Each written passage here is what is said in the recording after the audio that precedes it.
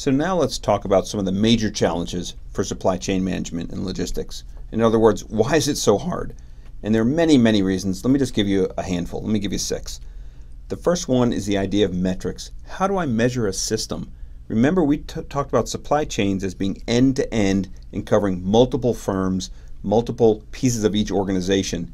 So to have a metric that ties that all together sounds easy, but there's a trade-off between the breadth or the length of the supply chain that I cover and how valid it is to each individual member of that supply chain.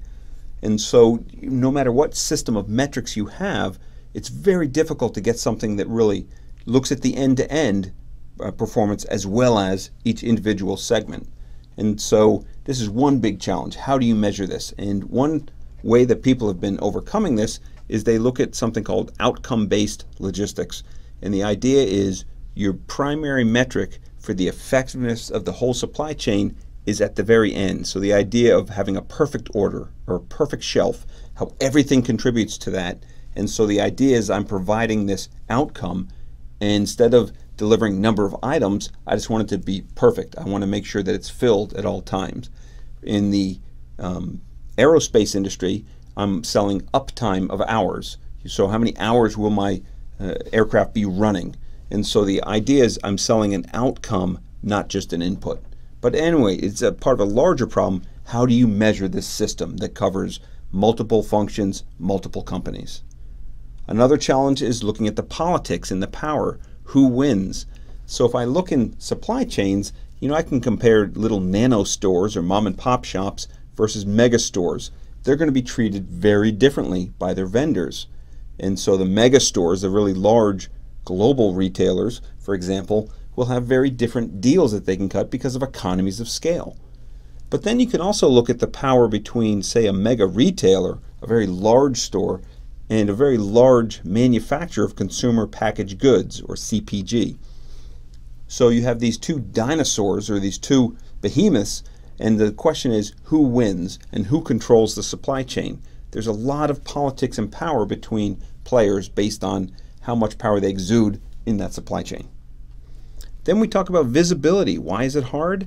Because all the data is stored separately. Things are in very different parts. It's not like there's one supply chain database. Typically, every company will have its own. And so what can I see? Who can see it? And how quickly can you see it? All parties don't have equal access. And just because, we talk about data in the cloud and massive databases, it doesn't mean that it's all shared and it's all easily accessible. So visibility into what's happening in the supply chain, since it's going end to end, is always a big challenge. Again, because I'm crossing time zones, cultures, geographies, boundaries of stores or of companies, boundaries of different countries themselves. So some other reasons why this is so difficult: the whole idea of uncertainty. There's uncertainty in everything that we deal with supply chains. The demand itself, will spend 3 whole weeks looking at demand forecasting. The idea that the product demand is getting harder and harder to predict because we're having shorter life cycles. So think of cell phones. When I was growing up, we had one phone in the house and we had it for 25 years. Now if you look at cell phones, it's almost a fashion item. And so they come out on 12 to 18 month cycles. So there's always a shorter life cycle, and so there's more chance and more challenge to predicting and forecasting what the demand will be. There's also variability in manufacturing yield. And you look at items ranging from chips to complicated machinery, and so there is always a different yield, and it's never certain. I can also look at unreliable sourcing of raw materials from the input side of things. I can also look at lead times. There's variability and uncertainty in almost every aspect of a supply chain. Then you see increased complexity, where it's getting harder and harder to manage this supply chain for many different reasons. One is that the number of SKUs, or stock keeping units, a SKU, is increasing.